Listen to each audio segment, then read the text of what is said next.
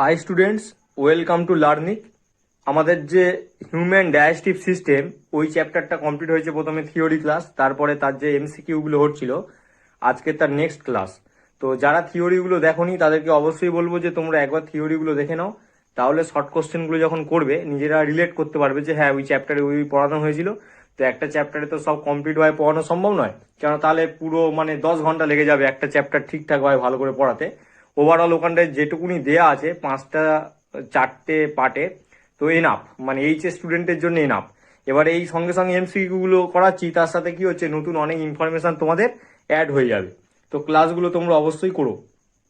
প্রথম কোশ্চেনটা দেখো, এইটা during starvation what will be sequence of ending of food staff.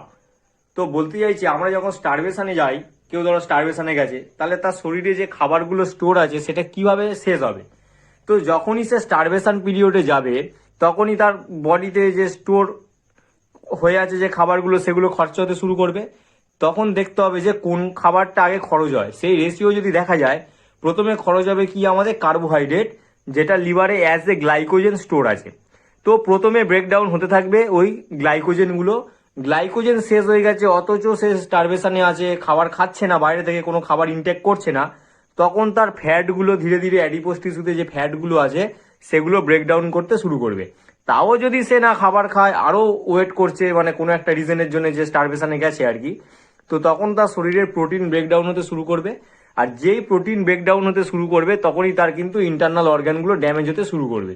তো রেশিও দেখলে, সিকোয়েন্স দেখলে বোঝা যাচ্ছে কি যে প্রথমে কার্বোহাইড্রেট থেকে এনার্জি দেবে বডি ওকে, তারপরে ফ্যাট, তারপরে একান্ত শেষ পর্যায়ে যখনই সে খাবার ইনটেক করছে না তখন তার প্রোটিন থেকে ব্রেকডাউন হয়ে এনার্জিগুলো যাবে, এটিপি তৈরি হবে, সেখান থেকে এনার্জি যাবে। নেক্সট বলছে দেখো, bile salts helps in digestion and absorption of fat. তো এইখানটাতে যদি ভালো করে দেখো যে বাইল সল্টের যে মেন কাজ সেটা digestion and absorption of fat. Absorption পোর্শনটা আমি করাইনি, কারোর যদি অসুবিধা হয় অবশ্যই কমেন্ট করবে, তাহলে আমি হিউম্যান ডাইজেস্টিভ সিস্টেমের অ্যাবজর্পশনের যে টপিকটা সেটাও করিয়ে দেবো। তো সেটা যারা পড়েছে তারা খুব ভালো করেই জানে বাইল সল্ট যেরকম ডাইজেশনে হেল্প করে, সেই ডাইজেশনের সাথে সাথে যখন অ্যাবজর্পশন হয় ফ্যাটের, ফ্যাটি অ্যাসিড গ্লিসারল, তখনও কিন্তু আমাদের শরীরে যে বাইল আছে সেই বাইল সল্ট কিন্তু হেল্প করে। নেক্সট দেখো, digestion of protein is completed in. Digestion প্রোটিনের ডাইজেশনটা কোথায় শেষ হয়, সেটা হচ্ছে ডিওডিনাম অ্যান্ড ইলিয়াম। তাহলে ডিওডিনাম অ্যান্ড ইলিয়ামে প্রোটিনের ডাইজেশনটা কিন্তু শেষ হয়। এবারে বলছে D amination occurs in, D amination কোথায় হয়, তো তখন বলতে হবে সেটা হয় লিভারে। এই কোশ্চেনগুলো একবার দেখে নিলে কি হবে, তোমাদের মাথার ভিতরে থেকে যাবে। তাহলে এক্সামে যখন আসবে না তখন তোমাকে 10 বার ভাবতে হবে না যে কি। সেই জন্য এমসিকিউ করাটা খুব জরুরি। Deamination occurs in liver. Next দেখো, দা কি এটা, আচ্ছা, sacculus rotundus is the structure present at the terminal end of the ileum of the rabbit. তো এই যে ওয়ার্ডটা লেখা হয়েছে এটা দিয়ে বলবে এটা কার ক্ষেত্রে দেখতে পাওয়া যায়। তো তখন হচ্ছে র্যাবিট থেকে দেখবে প্রায় মেডিকেলে অনেক কটা কোশ্চেনই এসে যায়। বলছে ডাইজেস্টিভ এনজাইমস আর হাইড্রোলেস। এনজাইমের দেখো অনেক যে ক্লাসিফিকেশন আছে, পরে সময় পেলে অবশ্যই করিয়ে দেওয়া যাবে। তো সেই ক্লাসিফিকেশনে একটা ডিপার্টমেন্ট আছে সেটা হাইড্রোলেস। তাহলে ডাইজেস্টিভ এনজাইম, যে এনজাইমগুলো ডাইজেশনে হেল্প করছে সেগুলো কিন্তু সব হাইড্রোলেস। কোশ্চেন আসতে পারে, কোশ্চেন টাফ দিলে এমন ধরনের কোশ্চেন আসে যে ডাইজেস্টিভ এনজাইমগুলো কার আন্ডারে পড়ে, 3-4টে নাম দিয়ে দেবে ABCD, তার মধ্যে হাইড্রোলেস থাকবে। আর হাইড্রোলেস না থাকলে অবশ্যই নান অফ দিস। নেক্সট দেখো, হেপাটিক লোবিউল। এইখানে কয়েকটা নাম দিয়েছি যাতে তোমাদের মনে থাকে। এই যে পুরো ছকটা, এটা ভালো করে স্টাডি করলে দেখবে অনেক কোশ্চেনের অ্যান্সার তুমি দিতে পারবে। যেমন হেপাটিক লোবিউল গ্লিসন ক্যাপসুলের সাথে যুক্ত থাকে। কারণ হেপাটিক লোবিউলের চারপাশ এরকম যে আমি স্ট্রাকচার করিয়েছিলাম বা করাইনি, যদি না করাই বলবে, আমি চেষ্টা করব পরে যদি সময় পাই করিয়ে দেবো, বা বই খুললেই দেখতে পাবে হেপাটিক লোবিউলসের চারপাশে যে লেয়ারটা থাকে এমন, সেই লেয়ারটার নামই হচ্ছে আমার গ্লিসন ক্যাপসুল। বলছে ব্রুনার্স গ্ল্যান্ড, এটা submucosal gland, submucosal layer থেকে ব্রুনার্স গ্ল্যান্ড তৈরি হয়, যেটা ডিওডিনামে প্রেজেন্ট। ঠিক আছে, ব্রুনার্স গ্ল্যান্ড ডিওডিনামে প্রেজেন্ট, সাব মিউকোসাল গ্ল্যান্ড। এটা একমাত্র মানুষের শরীরে এই ডাইজেস্টিভের যত গ্ল্যান্ড আছে একমাত্র ডিওডিনামে অবস্থিত এই ব্রুনাস গ্ল্যান্ড, যেটা কিন্তু সাব মিউকোসাল গ্ল্যান্ড, মানে সাব মিউকোসাল লেয়ার থেকে তৈরি হয়। ঠিক আছে, এবার হচ্ছে ক্রিপস অফ লিভার কুইনে তো অনেকবার করিয়েছি, প্রত্যেকেই পারবে। বেস অফ ভিলি, তাহলে ভিলি দুটো ভিলির মাঝখানে যে অংশগুলো থাকে তো সেখানটাতেই ক্রিপস অফ লিভার কুইন পাওয়া যায়, যেখান থেকে আমার এনজাইম বেরোয়। এবার হচ্ছে স্পিনটার অফ ওডি কার সাথে যুক্ত, এটা হচ্ছে hepatopancreatic duct. Hepatopancreatic ডাক্টের উপরে দেখবে যে লেয়ারটা থাকে, সেটা হচ্ছে আমার স্পিনটার অফ ওডি। যখন ডাক্টার সিস্টেম করিয়েছি থিওরিতে অবশ্যই আমার মনে আছে, সেখানটাতে আমি বলেছিলাম স্পিনটার অফ ওডি বলা হয় এটাকে, যেটাই হেপাটো প্যানক্রিয়াটিক যে জুসটা সেটা একদিকে যেতে হেল্প করে, পুনরায় উল্টো দিকে ফিরে যেতে আটকে দেয়। বলছে সিস্টিক ডাক্ট, এটা কার সাথে যুক্ত? সিস্টিক ডাক্ট বলেই দিয়েছিলাম ওই একই থিওরির সময়, যে গল ব্লাডার থেকে যে নলটা আসছে সেটাকে বলা হয় আমাদের শরীরে প্রত্যেকের যে গল ব্লাডার আছে সেই গল ব্লাডারের যে ডাক্টটা তাকে বলা হয় সিস্টিক ডাক্ট। এবারে দেখো এটা কি বলেছে, duodenum has characteristic Brunner's gland. একটু আগেই ডিসকাস হচ্ছিল যে ডিওডিনামে হচ্ছে ব্রুনার্স গ্ল্যান্ড থাকে, যেটা সাব মিউকোসাল লেয়ার থেকে ফর্ম করছে। হুইচ সিক্রেট টু হরমোনস, মানে এই যে ব্রুনার গ্ল্যান্ড দু রকমের হরমোন ক্ষরণ করছে, একটা সিক্রেটিন, একটা কোলেসাইটোকাইনিন। আগের যে ক্লাসগুলো হয়েছে বারবার বলেছি সিক্রেটিনের কি কাজ, কোলেসিস্টোকাইনিনের কি কাজ। কোলেসিস্টোকাইনিন আর সিক্রেটিন মোস্ট ইম্পর্টেন্ট দুটো হরমোন, যেটা ডাইজেশনের সাথে যুক্ত। ঠিক আছে, তো তখন আমি বলেছি যে এই দুটো ডিওডিনাম থেকে রিলিজ করে আর মোস্ট ইম্পর্টেন্ট। বলছি the pancreas is removed the compound which remains undigested. যদি প্যানক্রিয়াস রিমুভ করে দেওয়া হয় তাহলে সেই ব্যক্তির কি অসুবিধা হবে? তার কার্বোহাইড্রেট, ফ্যাট, প্রোটিন তিনটে ডাইজেশনই ঠিক করে হবে না। তাকে ডাইজেশন করতে গেলে অবশ্যই বাইরে থেকে মেডিকেশন নিতে হবে, নইলে কিন্তু হবে না। কার্বোহাইড্রেট, ফ্যাট, প্রোটিন তিনটেই কিন্তু আনডাইজেস্টেড থেকে যাবে, কেননা পুরোপুরি যে ডাইজেশনটা হয় সেটা আমাদের প্যানক্রিয়াসের জুস থেকেই ঠিকঠাকভাবে শুরু হতে স্টার্ট করে। ঠিক আছে, মানে ঠিকঠাকভাবে স্টার্ট হয়। তার মানে বুঝতে পারছো প্যানক্রিয়াস কেটে নিলে তাহলে কার্বোহাইড্রেট, ফ্যাট, প্রোটিনের কি ডিস্টার্ব এসে যাবে। যেমন গল ব্লাডার যদি কারোর কেটে নেওয়া হয় অপারেশন করে, তাহলে তার ফ্যাটের ক্ষেত্রে ডিস্টার্ব হবে। মানে যাদের শরীরে গল ব্লাডার নেই, স্টোন পড়ার জন্য কেটে দিয়েছে, তখন কিন্তু আমার এই ফ্যাট ডাইজেশনে অসুবিধা হবে। নেক্সট বলছে which of the following process will be affected by the absence of enterokinase. বলছে এন্টেরোকাইনেস, যদি এন্টেরোকাইনেস না থাকে বা এফেক্ট হয় তাহলে কি হবে? তাহলে প্রোটিয়েস থেকে ডাইপেপটাইড এই জিনিসটা আটকে যাবে। প্রোটিয়েস থেকে যে ডাইপেপটাইড এই ঘটনাটা তাহলে আটকে যাবে। Which of the following process which will be affected by the absence of enterokinase. তাহলে এন্টেরোকাইনেস যদি অ্যাবসেন্স থাকে বা নষ্ট হয়ে যায় তাহলে প্রোটিয়েস থেকে ডাইপেপটাইড তৈরি হবে না। তার কারণ আগে বুঝতে হবে এন্টেরোকাইনেস কোথায় রিলিজ করে। এন্টেরোকাইনেস কিন্তু ডিওডিনাম আর প্যানক্রিয়াস ওই দুটো একসাথে ওইখানটায় রিলিজ করে এন্টেরোকাইনেস। মানে দেখবে ডিওডিনামে এন্টেরোকাইনেস রিলিজ করে এবং যেটা প্যানক্রিয়াস থেকে ওই হরমোনগুলোকে আসতে হেল্প করে। যদি এন্টেরোকাইনেসই না থাকে তাহলে প্রোটিন ব্রেকডাউন করা এনজাইম রিলিজ করবে না, তখন প্রোটিয়েস থেকে ডাইপেপটাইড তৈরি হবে না। অনেকে ভুল করে আসবে ডাইপেপটাইড থেকে অ্যামাইনো অ্যাসিড, কিন্তু ডাইপেপটাইড থেকে অ্যামাইনো অ্যাসিড এটা অপশনে থাকবে। এটা কোথায় হয়? এটা হয় ইন্টেস্টাইনে। এটা কোথায় হয়? এটা ইন্টেস্টাইনে হয়। তার মানে ভুল করলে কিন্তু চলবে না। যদি এন্টেরোকাইনেসের ডিস্টার্ব হয়, যদি অ্যাবসেন্স থাকে, তাহলে প্রোটিয়েস থেকে ডাইপেপটাইড তৈরি হওয়া বন্ধ হয়ে যাবে। নেক্সট দেখো, the contraction of gallbladder is due to the cholecystokinin.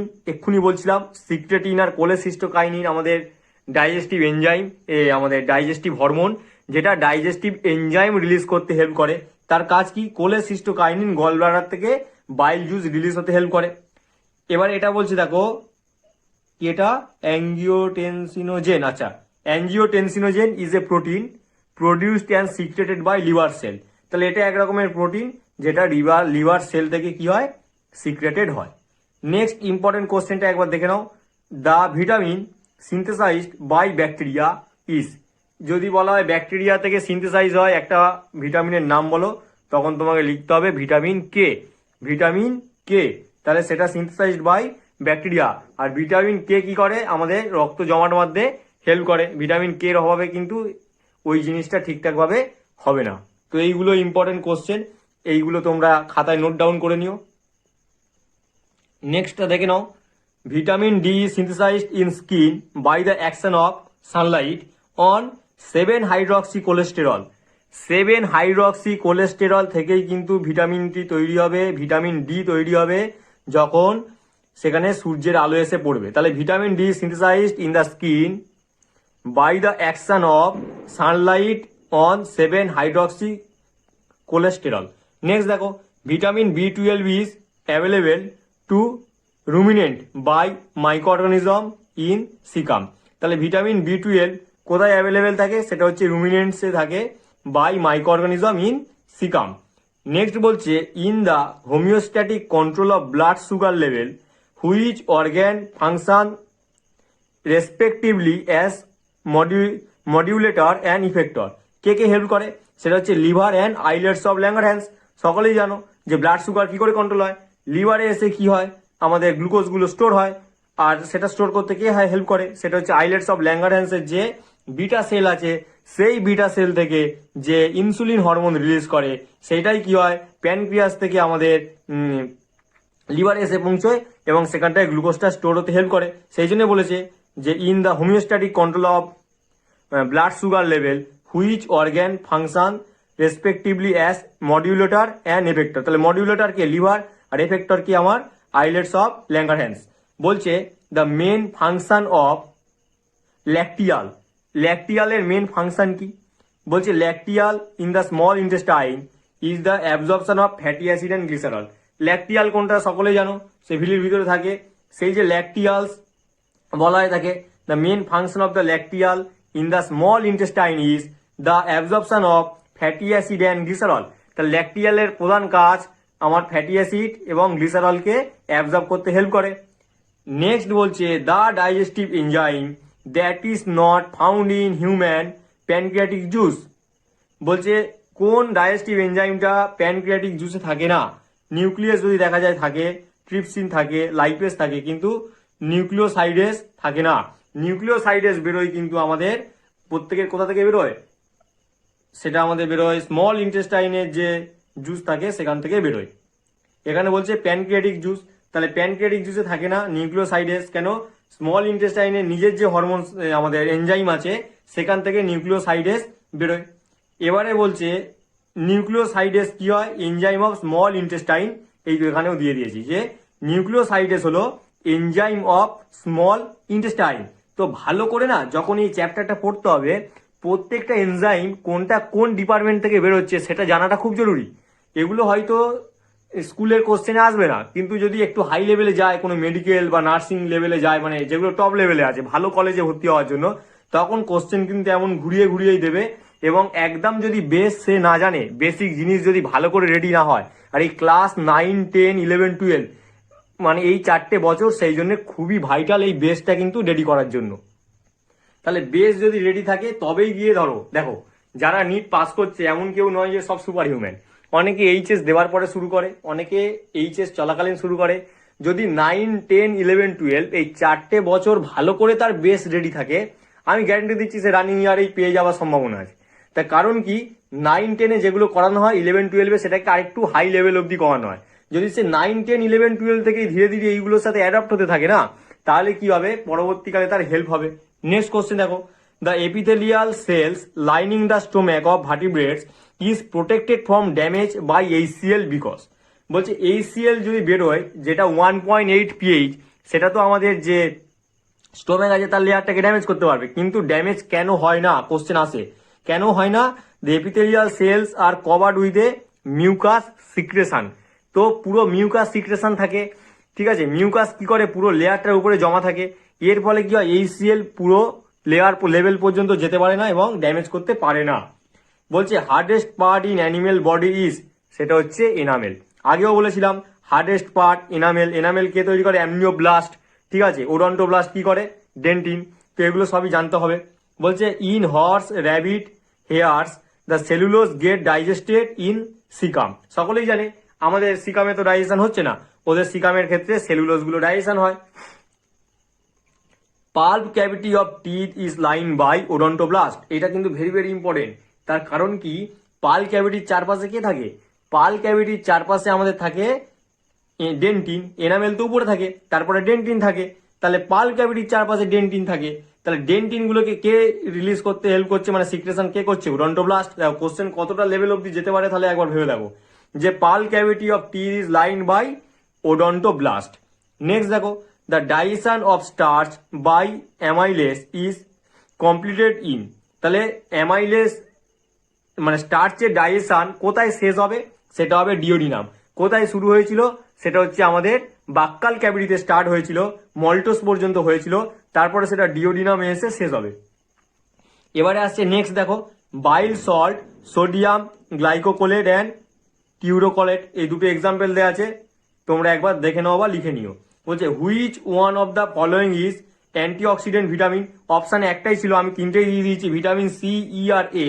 এই তিনটে হচ্ছে antioxidant vitamin, vitamin C, E এবং এ।